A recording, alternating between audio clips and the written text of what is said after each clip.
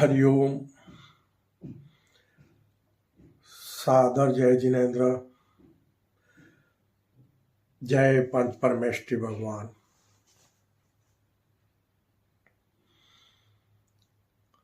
बंधुओं,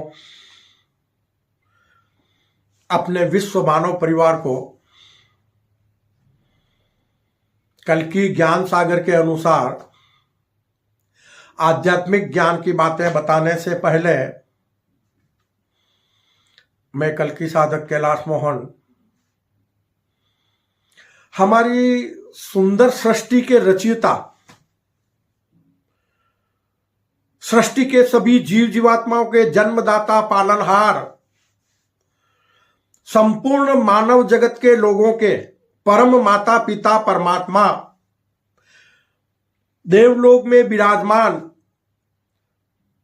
देविक महाशक्ति सगुण पर ब्रह्म को सत सत नमन करता हूं। इसी के साथ हमारे विशाल ब्रह्मांड के रचयिता, संपूर्ण ब्रह्मांड के स्वामी, अजन्मे, निष्कलंक, निराकार, ज्ञान, विज्ञान और आत्मशक्ति स्वरूप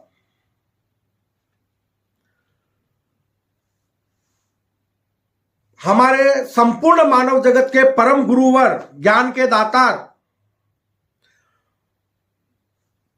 निर्गुण परम ब्रह्म को भी मैं सत सत नमन करता हूं, जिसे मानव जगत के लोग अल्लाह, ईश्वर, प्रभु, परमेश्वर, खुदा, गॉड के नाम से जानते मानते हैं। तो इस प्रकार मैं दिव्य महाशक्ति, निर्गुण परम ब्रह्म को और देविक महाशक्ति, सगुण पर ब्रह्म को सत सत नमन करते हुए अपने प्रभु से करबद्ध प्रार्थना करता हूं कि हे प्रभु, हमारे संपूर्ण विश्व मानव परिवार को वो ज्ञान प्रदान करो, वो अद्भुत रहस्यमय सृष्टि सीजन का रहस्यमय ज्ञान प्रदान करो, मानव मात्र को वो सद्बुद्धि प्रदान करो, जिससे हमारी कर्म भूमि अविनाशी स्वर्ग बन जाए, मानव मात्र सत्कर्मी, निष्काम कर्म योगी बनकर अपना आत्म कल्याण कर सके, अपने अमूल्य मानव जीवन को सार्थक बना सके। इसी भावना के साथ बंधुओं, कल्कि ज्ञान सागर का हमारा आज का विषय है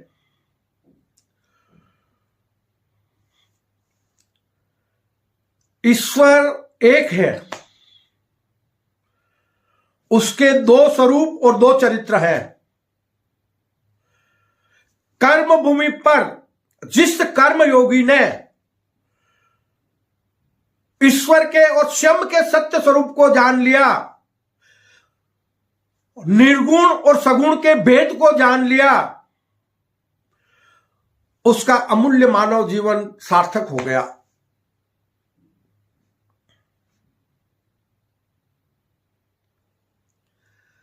मानव को अगर ईश्वर को जानना है, ईश्वर को पाना है, तो सबसे पहले कर्मयोगी को, स्वयं को जानना होगा कि वो खुद कौन है, उसे किसने बनाया है। चिंतन करो कि मुझे किसने बनाया है, क्यों बनाया है, मैं किसके अधीन हूं, मेरा सत्य स्वरूप क्या है। कर्म भूमि पर लोग दुख और सुख को क्यों प्राप्त होते हैं, कोई दुखी है तो कोई सुखी क्यों है, सबका जीवन एक समान क्यों नहीं है,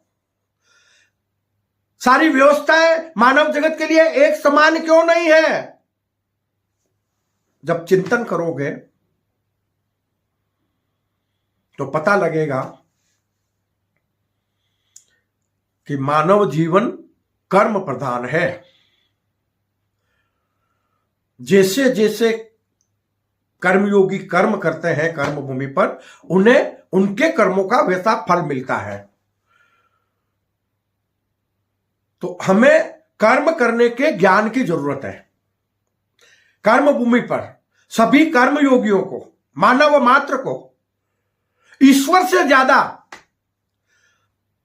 ईश्वर की पूजा पाठ करने से, ईश्वर को खुश करने की भावना रखने से ज्यादा कर्म करने के ज्ञान की जरूरत है।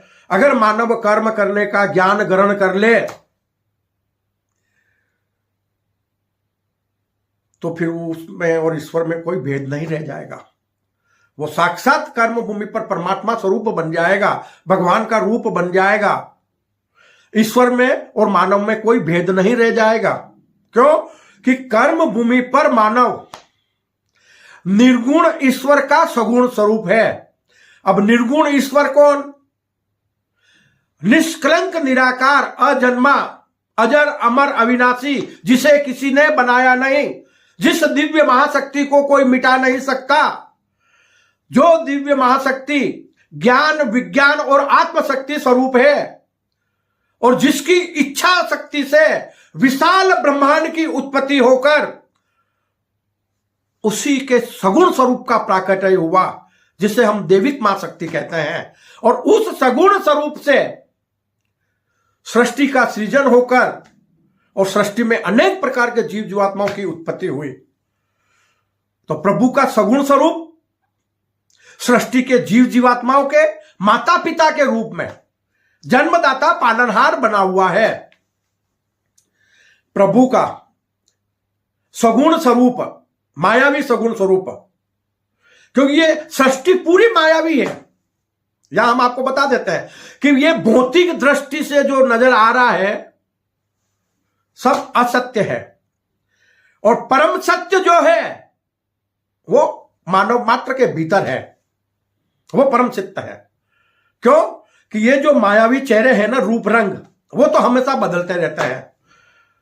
कल्कि साधक का जन्म इस कर्म भूमि पर वर्तमान समय में हुआ है तो यह एक चेहरा है, लेकिन उसके पहले और उसके बाद कितने जन्म होने वाले हैं तो हर जन्म में चेहरा बदल जाता है, भौतिक शरीर बदल जाता है, घर परिवार, माता पिता, गांव शहर सब कुछ बदल जाता है। तो प्रकृति परिवर्तनशील है। सृष्टि में सभी जीव जीवात्मा परिवर्तनशील है। क्यों? कि सबके तन परिवर्तन होते हैं। सभी जीवात्मा अपनी अपनी योनियां भुगतते हैं और उन सभी जीवात्माओं में, सभी सृष्टि के जितने भी जीव जीवात्मा हैं, आध्यात्मिक ज्ञानानुसार 84 लाख योनियों के जीव जीवात्मा विचरण करते हैं।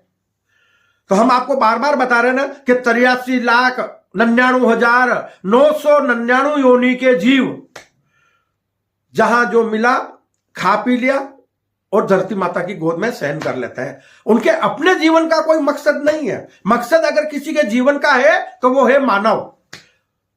मानव के जीवन का महत्व है, उसके जीवन का मकसद है। अब आप कहोगे भाई ये दुनिया बनाने वाले ने बनाई क्यों?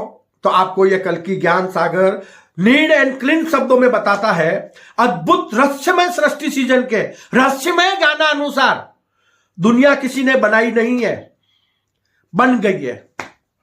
किससे? मन की इच्छा शक्ति से। किसके मन की इच्छा शक्ति से?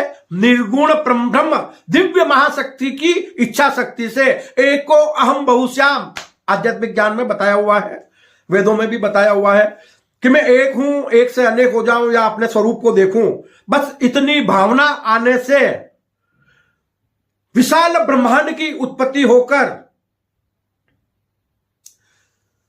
कर्म भूमि पर मनुष्य का जन्म हुआ। देवलोक में अनेक प्रकार के देवी देवता हैं। कर्म भूमि पर 84 लाख योनियों के जीव जीवात्मा है। याद रहे, कल्कि ज्ञान सागर भांति भांति इस बात को समझा रहा है कि संपूर्ण सृष्टि में जीव और जीवात्मा एक ही है, अनेक नहीं है। मायावी स्वरूप अनेक है, अनेक रूप धारण किए हुए एक ही जीव जीवात्मा ने। और वो कौन है? सगुण पर ब्रह्म। उन्होंने सृष्टि के विस्तार के लिए अनेक प्रकार के रूप धारण किए हुए हैं। इसलिए हम लोग कहते हैं ना, मानव परमात्मा स्वरूप है और जीव मात्र भी परमात्मा स्वरूप है। क्यों? कि जीव ही तो सगुण पर ब्रह्म है। अगर वो जीव नहीं है तो प्रकृति के पंच तत्वों से या एक तत्व से या दो तत्वों से बने ये भौतिक शरीर मिट्टी में मिल जाते हैं। तो महिमा सारी किसकी है? जीव की है। तो हमें इस बात को समझना होगा कि मनुष्य का जन्म कर्म भूमि पर हुआ क्यों, और मनुष्य बनने के लिए 84 लाख योनियां बनी है। तो 83 लाख योनियों में भ्रमण करते हुए कई तरह की त्रासदियां सहनी पड़ी है जीव जीवात्मा को, तब जाकर मानव की उत्पत्ति हुई है।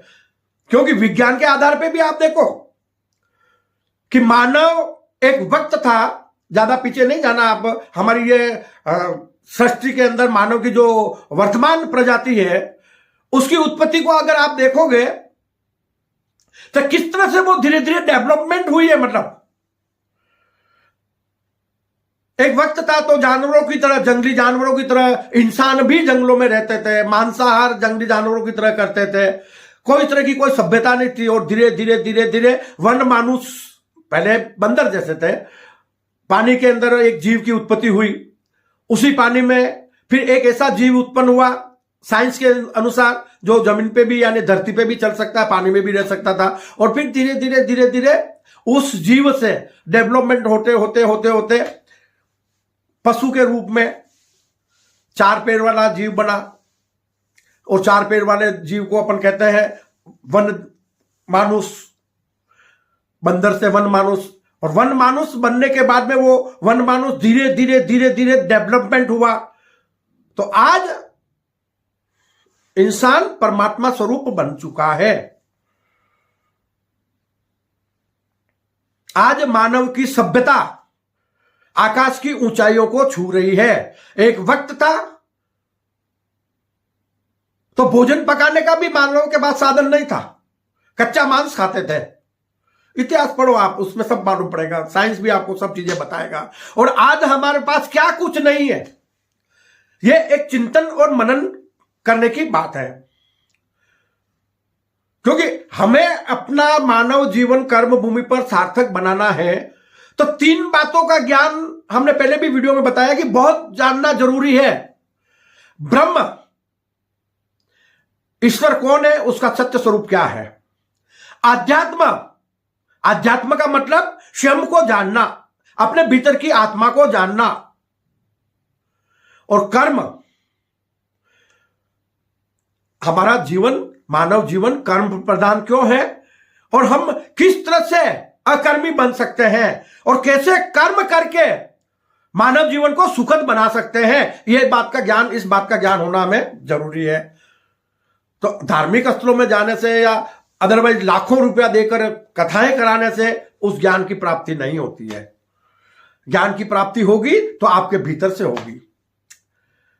हम जानते हैं, हम मानते हैं उस बात को कि गुरु का होना जरूरी है मानव मात्र के लिए, लेकिन वो गुरु है का, वो ऋषि मुनि आज के वक्त में है का, जो रूखी सूखी खाते थे और जमीन पे सोते थे, वो मानव मात्र का कल्याण चाहते थे, गुरुकुल में ज्ञान प्रदान करते थे। आज वो सारी सभ्यता खत्म हो गई है। हमें वेदों पर आधारित सनातन धर्म के मार्ग पर चलना है। सनातन धर्म में कोई जाति पंथ संप्रदाय नहीं है, वो मानव मात्र का धर्म है। सनातन धर्म की किसी ने स्थापना नहीं की है, उसकी स्थापना का न तो कोई समय है और न कोई संस्थापक है। सदियों से धर्म चला आ रहा है सनातन धर्म। हमें फिर पीछे लौटना पड़ेगा, फिर हमको वेदों के पर आधारित सनातन धर्म के आधार पर चलना पड़ेगा। क्यों कि हमारी कहां ऐसी गलती हुई जो धर्म के नाम पर, एक वक्त था तो सनातन धर्म हमेशा विश्व धर्म रहा है और आज अनेक प्रकार के जाति संप्रदाय बन गए। क्यों? धर्म के नाम पे अनेक प्रकार के जाति संप्रदाय क्यों? धर्म की सत्य परिभाषा ही तो सत्कर्म और सेवा है। हमने सत्कर्म और सेवा को भुला दिया, पूजा पद्धतियों को लेकर, धार्मिक स्थलों को लेकर और जाति संप्रदाय बना दिए। आपस में हम लड़ाइयां कर रहे हैं, आपस में हम नफरतें कर रहे हैं और धरती को, अपनी कर्मभूमि को नरक स्वरूप बना दिया हमने। तो बंधु, आज के समय में कर्म भूमि पर मानव जगत की अज्ञानतावश पाप का बोझ इतना बढ़ चुका है कि किसी भी पल महाविनाश हो सकता है। विश्व युद्ध की संभावनाएं हमें नजर आ रही है। कोरोना ने अपनी करनी आपको कुछ समय पहले बता दी है, और इससे बढ़कर महामारी आने की कई तरह की संभावनाएं बनी हुई है कि इससे भी बड़ी महामारी आ सकती है। पता नहीं किस पल भूकंप पे भी एक से बढ़कर एक बड़े बड़े भूकंप आ जाए। कहां जाओगे अपने कर्मों से बच के? चिंतन करो। कल्कि ज्ञान सागर प्रभु की वाणी है। यह कल्कि साधक कैलाश मोहन एक साधारण ग्रस्त जीवन वाला इंसान है। ना तो मेरा कोई धर्मगुरु है, ना मैं कहीं ज्ञान ग्रहण करने गया हूं, ना मैंने कोई साहित्यों का अध्ययन किया है, ना कोई मैंने धर्म ग्रंथ पढ़े हैं। बस अंतर प्रेरणा में प्रभु द्वारा दिया गया जो ज्ञान मुझ में प्रकट होता है, वो ज्ञान यथाशक्ति में आप तक पहुंचाने का प्रयास करता हूं कि क्यों ना मेरे विश्व मानव परिवार के लोग धर्म के नाम पर जाति संप्रदायवाद को जड़ से त्याग कर हम सब एक हो जाएं, एक विश्व धर्म की शासन की स्थापना करें, संपूर्ण विश्व में एक धर्म शासन हो, हमारा भारत फिर से विश्व धर्म गुरु बन जाए, विश्व धर्म शासन की राजधानी जम्मू कश्मीर में स्थापित हो और जम्मू कश्मीर पूरे विश्व का बन जाए, ना हिंदुस्तान का बने और ना पाकिस्तान का, पूरे विश्व का बन जाए। एक बार जब हम कुछ आध्यात्मिक प्रोग्राम कर रहे थे जम्मू कश्मीर में, तब हमने बोला था वहां पर परमात्मा की तरफ से कि जम्मू कश्मीर ना हिंदुस्तान का होगा ना पाकिस्तान का, जम्मू कश्मीर ना हिंदुस्तान का होगा और ना ही पाकिस्तान का। कल्कि ज्ञान सागर कहता है कि जम्मू कश्मीर जब भी होगा अखंड भारत का होगा। बांग्लादेश, पाकिस्तान, नेपाल, भूटान, श्रीलंका, ये जो छोटे छोटे देश हैं, वैसे ईरान तक हमारा दायरा था, पुनः इन छोटे छोटे देशों का विलय भारत में हो जाएगा, फिर से भारत अखंड भारत बन जाएगा। और वही अखंड भारत कर्म भूमि पर सभी देश विदेश की सीमाओं को मिटाएगा, अपना धर्म शासन स्थापित करेगा, विश्व धर्म गुरु बनेगा और विश्व में संपूर्ण मानव जगत के लोगों को विश्व नागरिकता मिलेगी, सबको एक समान सुविधाएं मिलेगी। कल्कि ज्ञान सागर का वो प्रयास है। योजनाएं सब बन चुकी है, परमात्मा ने अपने कार्य की शुरुआत कर दी है। अब मानव कब जागेगा और कब देखेगा इन सब चीजों को, और या कब अपने कार्य को करेगा, क्योंकि परमात्मा ने अपने कार्य की शुरुआत कर दी है, ज्ञान की प्रभावना हो रही है। ये कैलाश मोहन एक साधारण इंसान है, आज आपके बीच में है, उम्रदराज इंसान हो, बुजुर्ग इंसान हो सकता है कल नहीं रहूं। तो परमात्मा ने मुझे जितना जो ज्ञान दिया है, उस ज्ञान को अपने विश्व मानव परिवार तक पहुंचाने के लिए हमने उसे अपनी वेबसाइट के ऊपर डाल दिया है। आप हमारी वेबसाइट www.kalkigyansagar.com पर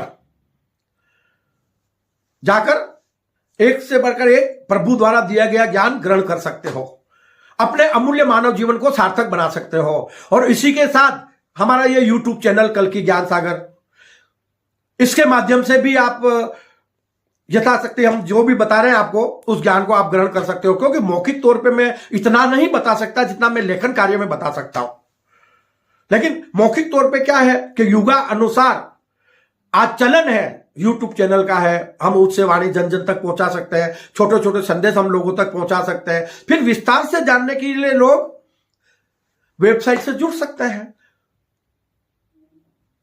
तो उस पर पूरी जानकारी मिल सकती है। तो हम आपको बता रहे थे कि ईश्वर के निर्गुण और सगुण स्वरूप को जानो। तो निर्गुण स्वरूप में ईश्वर हमारा परम गुरुवर है, गुण दोष रहित है वो। निर्गुण स्वरूप में हमारा परम गुरुवर है, वो हमें ज्ञान, विज्ञान और आत्मशक्ति, ये तीन रत्न प्रदान करता है कर्म भूमि पर। किसको? मानव को। ज्ञान, विज्ञान और आत्मशक्ति, ये अमूल्य तीन रत्न हमें दिव्य महाशक्ति निर्गुण परम ब्रह्म से प्राप्त होते हैं। और सगुण पर ब्रह्म दैविक महाशक्ति से हमें ये पंच तत्वों का शरीर, और इस शरीर को जीवन प्रदान करने के लिए फ्री में ऑक्सीजन, ये हमें अपने परम माता पिता परमात्मा से प्राप्त होती है। उसके बाद हमें जो भी प्राप्त करना है उसके लिए हमारे अपने कर्म जरूरी है कि हम अपने कर्मों द्वारा, अपने परिश्रम द्वारा उन चीजों को प्राप्त कर सकते हैं। फ्री की व्यवस्था है। 83,99,999 योनि के जीवों को मिली हुई है प्रकृति और परमात्मा की तरफ से। वो प्राकृतिक भोजन जहां जो मिला खा लेते हैं और प्रकृति की गोद में शयन कर लेते हैं। और मानव को स्पेशल जीवन दिया है परमात्मा ने, अपना स्वरूप प्रदान किया है, बोलने की शक्ति दी है, मन और बुद्धि दी है। तो मानव का इसलिए जीवन कर्म प्रदान है कि मानव स्वयं को जाने, आपस में प्रेम करे और विशाल ब्रह्मांड में भ्रमण करने का आनंद ले सके। हमने एक छोटी सी दुनिया बनाई है ये कर्म भूमि पर परमात्मा की तरफ से, जिसके ऊपर 3 हिस्सा पानी है, 1/4 हिस्से के ऊपर हम इंसान रहते हैं और उसके भी हमने टुकड़े टुकड़े टुकड़े टुकड़े टुकड़े टुकड़े कर दिए और आज आपस में लड़कर मर मिटने के लिए तैयार है। क्यों भाई? अनेक दुनिया बसाओ ना, विशाल ब्रह्मांड, बहुत ग्रह है जहां इंसान बच सकते हैं। पाप मिटेगा तो मानव ऊपर उठेगा। अंतरिक्ष के द्वार भी तभी खुलेंगे जब यहां पर कर्म भूमि पर संपूर्ण मानव जगत के लोग सत्कर्मी निष्काम कर्म योगी बन जाएंगे, अपनी कर्म भूमि को अविनाशी स्वर्ग बना लेंगे। तो ब्रह्मांड के द्वार, अंतरिक्ष के द्वार स्वतः ही खुल जाएंगे। यह कर्म भूमि स्वर्ग नहीं मोक्ष भूमि बन जाएगी। क्यों? कि सतयुग जब कर्म भूमि पर स्थापित हो जाता है तो मानव मात्र को सतयुग में शाश्वत सुख मिलता है, हजारों साल की उम्र मिलती है, जन्म मरण मिट जाता है। हमारा आध्यात्मिक ज्ञान ये बातें पहले से बहुत बता चुका है। कल की ज्ञान सागर इस पर फिर प्रकाश डाल रहा है कि मोक्ष में मर के जाने की जरूरत नहीं है, स्वर्ग में मर के जाने की जरूरत नहीं है, और नरक में भी जाना है तो मर के नहीं जाना है। नरक, स्वर्ग और मोक्ष, ये तीनों आपको गतियां इसी कर्म भूमि पर मिलती है। यह मैं आपको अंतर प्रेरणा से बता रहा हूं, कल की ज्ञान सागर की तरफ से, जैसा परमात्मा ने मुझे बताया है। नरक कैसे मिलता है यह हमने आपको पहले भी बताया है कि आप पाप कर्म कर रहे हो तो त्रासदियां एक से बढ़कर एक इसी कर्म भूमि पर भुगतनी पड़ती है। आपका जीवन नरक तुल्य बन जाता है। स्वर्ग सुख, अगर आप सत्कर्मी हैं, प्रभु की शरण में रहकर जीवन यापन कर रहे हैं, किसी जीव को दुखी नहीं करते हैं, तो आपके घरों में रत्नों की बरसात होगी। आपको भरपूर सुख, शांति, वैभव, समृद्धि प्रदान होगा और वो भरपूर सुख, शांति, वैभव, समृद्धि को पाकर आप स्वर्ग जैसा जीवन इस कर्म भूमि पर ही जी सकते हैं। और हम कई लोगों को देख भी रहे हैं, वो लोग जी रहे हैं। परमात्मा की तरफ से उनके लिए विशेष करके सारी सुविधाएं बनी हुई है। क्योंकि उनके कर्म सत्कर्म है। और जो कर्म योगी देह भाव को त्याग कर, यह देह भाव को त्याग कर परमात्मा को जान लेता है, स्वयं का चिंतन कर लेता है, स्वयं के सत्य स्वरूप को, स्वयं के आत्म स्वरूप को, स्वयं के विराट आत्म स्वरूप को जान लेता है, तो ऐसे भव्य जीवात्माओं के लिए सतयुग की स्थापना होती है, जिसमें उन्हें शाश्वत सुख मिलता है। सतयुग में किसी तरह के किसी के साथ कोई रिश्ते नहीं होते। हम सब एक हैं, सबका स्वामी एक की भावना के साथ वो जीवन यापन करते हैं। किसी में राग द्वेष नहीं होते, सबके समभाव होते हैं और सृष्टि में विचरण करने का भरपूर आनंद लेते हैं। तो प्रभु ने हमें ये कर्म भूमि जो दी है, वो मानव मात्र को शाश्वत सुख देने के लिए, कर्म भूमि को हम मोक्ष भूमि बना दें, उसके लिए हमें प्रदान की है। तो हम सगुण स्वरूप में देवलोक से कर्म भूमि पर अवतरित हुए हैं, तो हम सगुण स्वरूप से निर्गुण परम ब्रह्म स्वरूप बन जाएं। तो जब आप सगुण स्वरूप में निर्गुण प्रभु परम ब्रह्म स्वरूप बन जाओगे कर्म भूमि पर, तो यह कर्म भूमि आपके लिए मोक्ष बन जाएगी। तो दोस्तों, निर्गुण और सगुण का भेद आपको मैंने बताया। आगे भी हम आपको वीडियो के माध्यम से, छोटी छोटी बातों के माध्यम से, कल की ज्ञान सागर से जो भी हमें अंतर्प्रेरणा मिलती है परमात्मा की तरफ से, हम आपको बताते रहेंगे। हमारे मन की इच्छा है, हमारे मन के भाव है कि सुखी रहे सब जीव जगत के, वृष्टि समय पर हुआ करे। इसी भावना के साथ में कि मानव मात्र का अमूल्य मानव जीवन कर्म भूमि पर सार्थक हो जाए, इसी भावना से मैं अपनी वाणी को विश्राम देता हूं। जय अहिंसा, ओम विश्व शांति। सत्यमेव जयते, सत्यमेव जयते, सत्यमेव जयते।